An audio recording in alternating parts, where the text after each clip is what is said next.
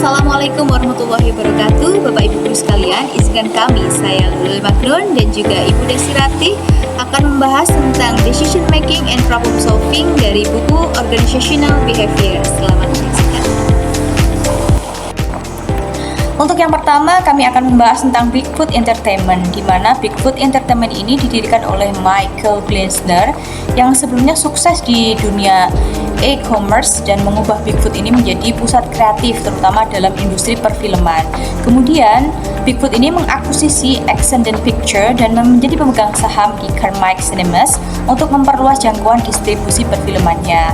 Di sini disimpulkan bahwa Bigfoot Entertainment ini menunjukkan bagaimana visi dan inovasi dapat menciptakan ekosistem yang mendukung pembuatan film independen melalui pendidikan, produksi, dan distribusi. Perusahaan ini berusaha untuk menjadi pionir dalam industri perfilman dengan fokus pada bakat lokal dan pasar internasional. Jadi, tidak hanya memproduksi akan tapi juga bergerak dalam dunia pendidikan untuk berkolaborasi untuk menciptakan industri perfilman yang lebih maju. Selanjutnya adalah lesson learned from Bigfoot Entertainment, di mana yang pertama ada visi yang jelas. Memiliki visi yang jelas dan tujuan jangka panjang membantu mengarahkan organisasi. Kemudian ada inovasi dan juga adaptasi, di mana organisasi perlu beradaptasi dengan perubahan pasar dan teknologi, dan juga pengembangan sumber daya manusia tentunya. Selanjutnya ada kolaborasi dan kemitraan, di mana membangun kemitraan yang strategis untuk mengembangkan perusahaan. Kemudian ada fokus pada komunitas, di mana di sini mendukung komunitas lokal dan membuat film baru. Selanjutnya ada pemasaran dan juga distribusi yang efektif, di mana menjangkau audiens yang lebih luas adalah kunci untuk keberhasilan. Dan yang terakhir adalah kesediaan untuk berinovasi dalam model bisnis.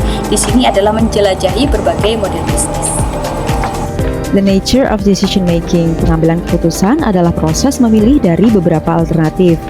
Sementara itu, pemecahan masalah adalah menemukan jawaban atas sebuah pertanyaan yang juga bentuk pengambilan keputusan, di mana masalahnya bersifat unik dan alternatif-alternatifnya harus dikembangkan dan dievaluasi tanpa bantuan aturan pengambilan keputusan yang terprogram. Nah, ini adalah bagian elemen-elemen dalam decision making atau pembuatan keputusan.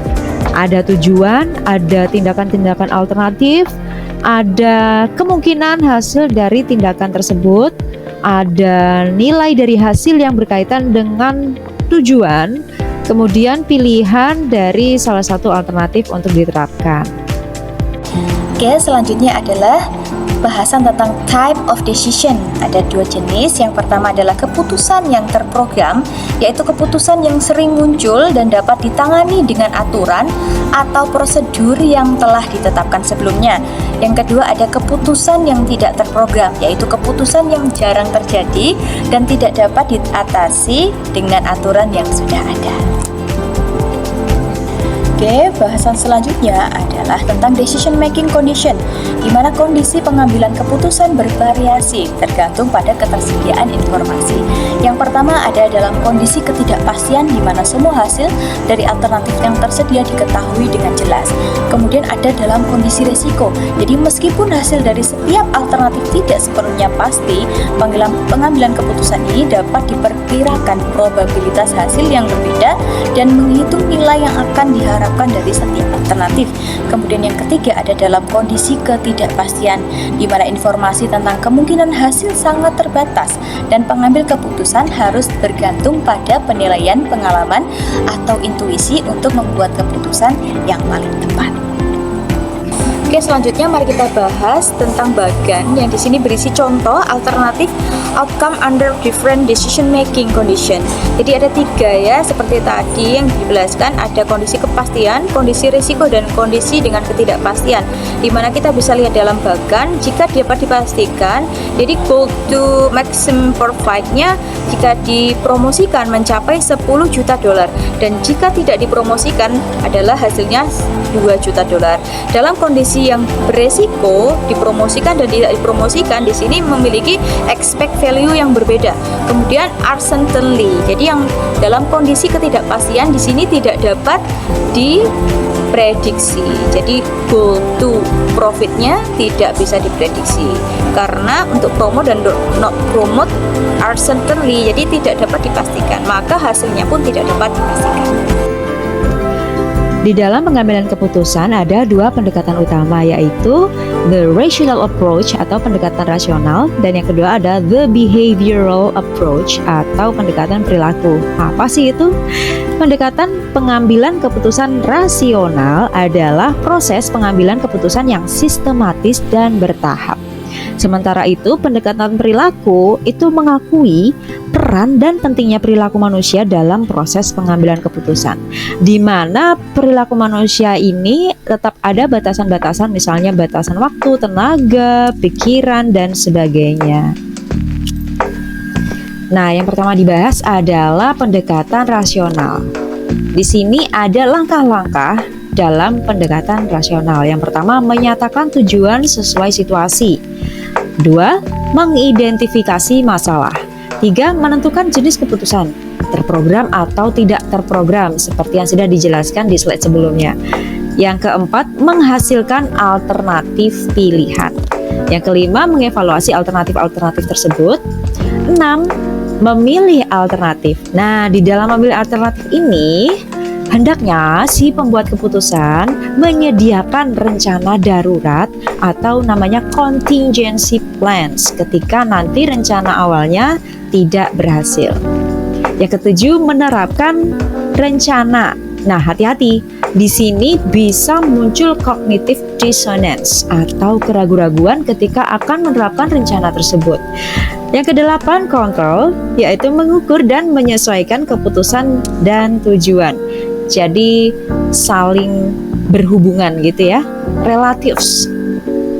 Nah, kekuatannya yang pertama, struktur dan langkahnya jelas di dalam pendekatan rasional ini. Dan yang kedua, diutamakan untuk menggunakan data atau secara logis. Jadi tidak menggunakan emosi atau tekanan sosial. Namun kelemahannya ada 5 nih. Yang pertama, membutuhkan waktu lebih lama karena menghasilkan alternatif-alternatif pilihan yang cukup banyak. Yang kedua, keterbatasan kemampuan memproses informasi.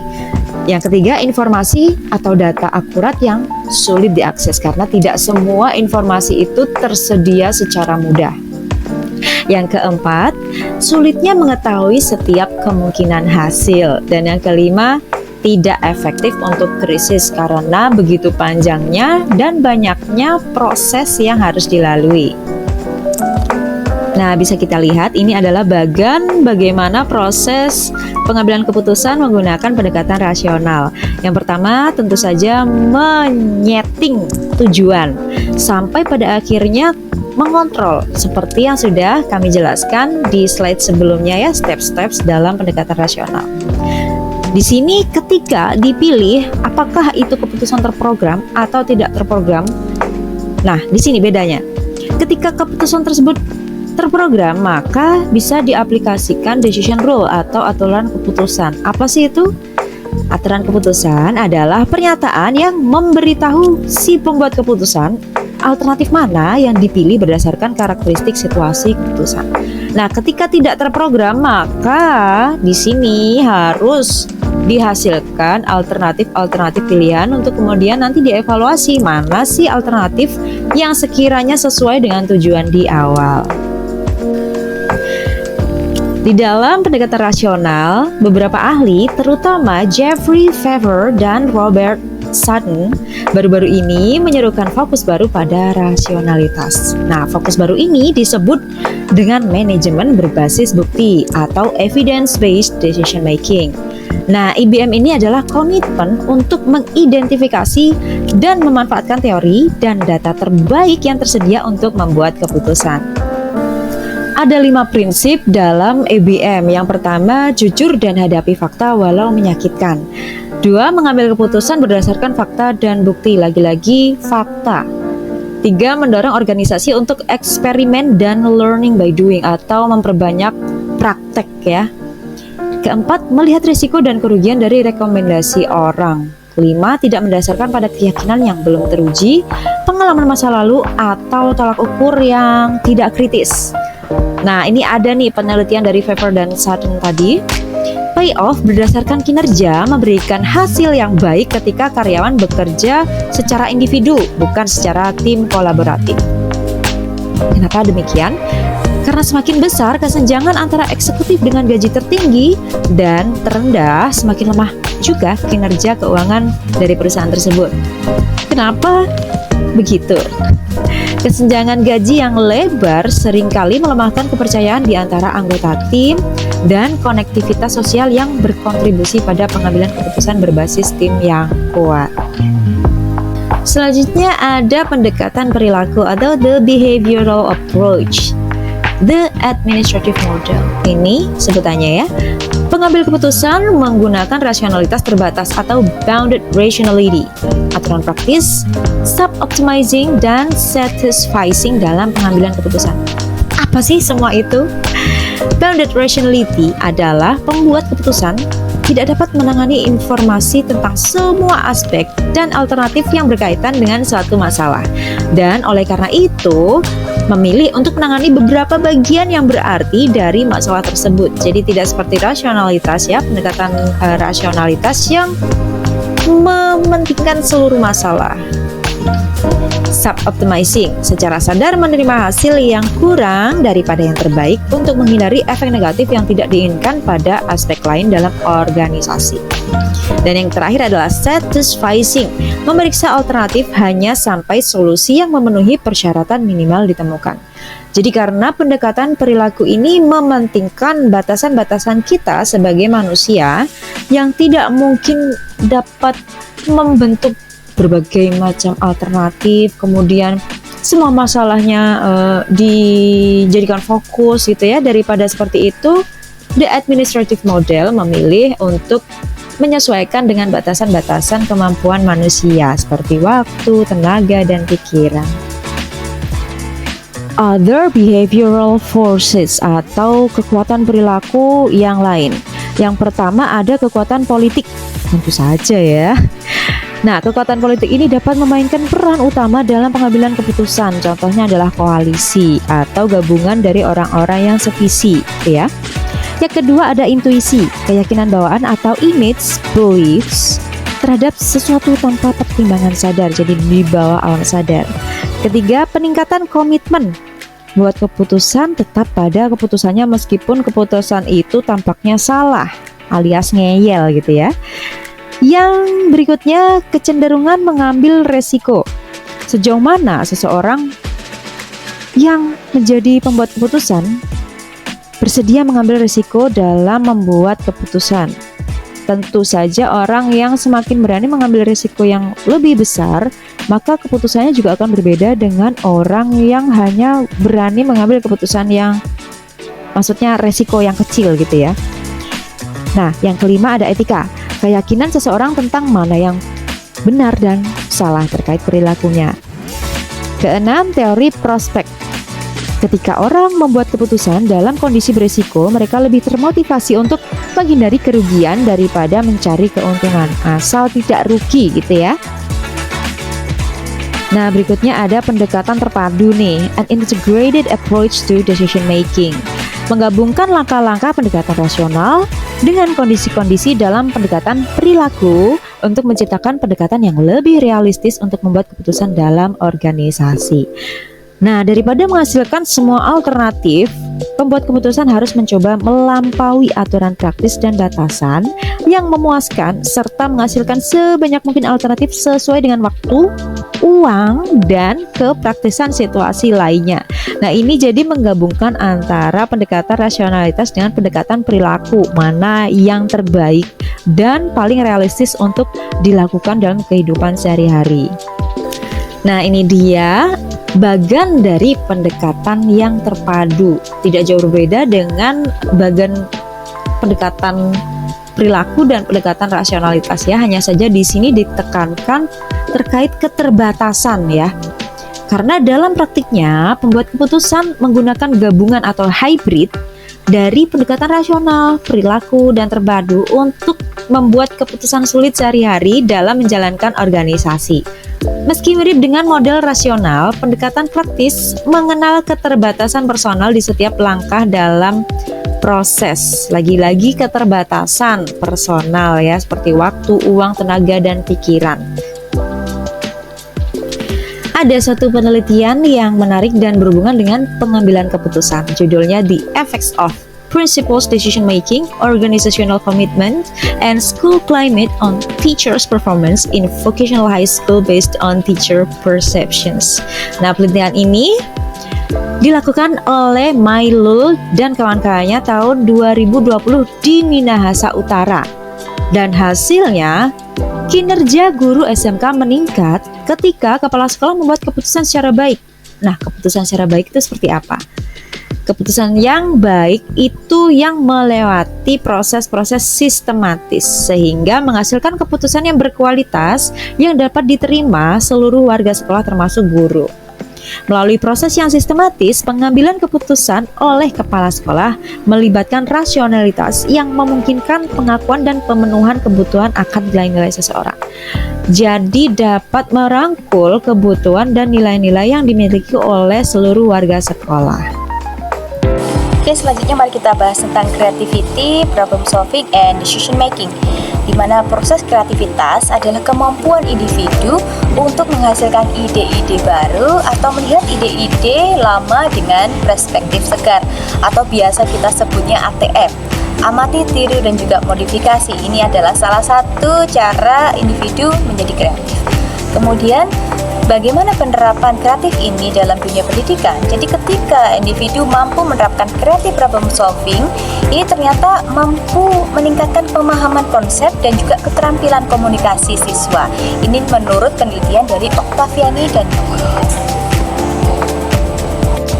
Selanjutnya mari kita bahas tentang individu yang kreatif, di mana ternyata latar belakang pengalaman ini berpengaruh pada kreativitas individu. Jadi banyak individu kreatif dibesarkan dalam lingkungan yang mendukung dan memupuk kreativitas mereka. Jadi ini berarti pola asuh orang tua, kemudian lingkungan di mana mereka dibesarkan ini akan sangat berpengaruh pada kreativitas individu.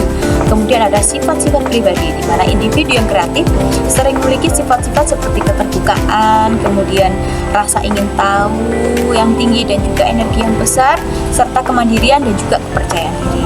Selanjutnya ada kemampuan kognitif, di mana kemampuan untuk berpikir secara cerdas dalam menganalisis informasi secara efektif ini juga akan berpengaruh pada kreativitas individu. Di sini kreativitas melibatkan kemampuan berpikir secara divergen, jadi melihat perbedaan dan juga melihat berpikir dengan konvergen atau melihat keseimbangan.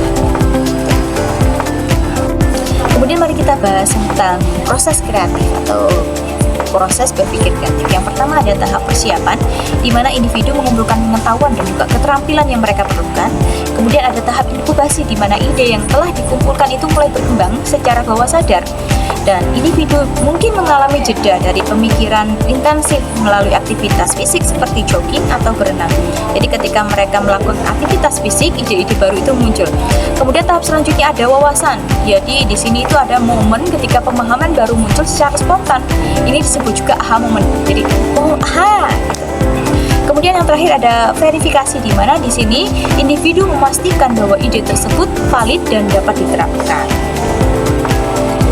Oke, bahasan selanjutnya adalah enhancing creativity in organization, atau bagaimana cara meningkatkan kreativitas dalam organisasi.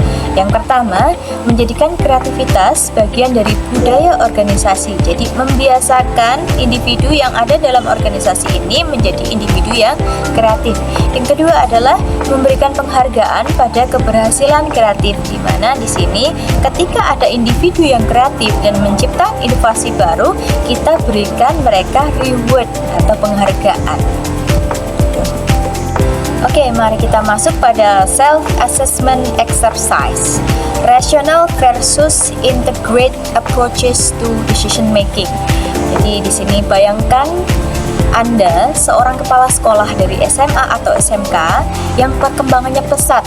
Kemudian ada penurunan kinerja guru yang berdampak pada kedisiplinan siswa. Buatlah rencana dan keputusan dengan menggunakan yang pertama pendekatan rasional, jenis informasi dan siapa saja yang dilibatkan. Kemudian yang kedua pendekatan behavioral, apakah ada bounded rationality, sub-optimizing, dan satisfying. Yang ketiga pendekatan terpadu, jadi dengan identifikasi prosesnya lagi, hasil mana yang sekiranya sama dan berbeda dengan pendekatan rasional. Selamat mengerjakan. Sekian dari kami, terima kasih, semoga bermanfaat. Wassalamualaikum warahmatullahi wabarakatuh.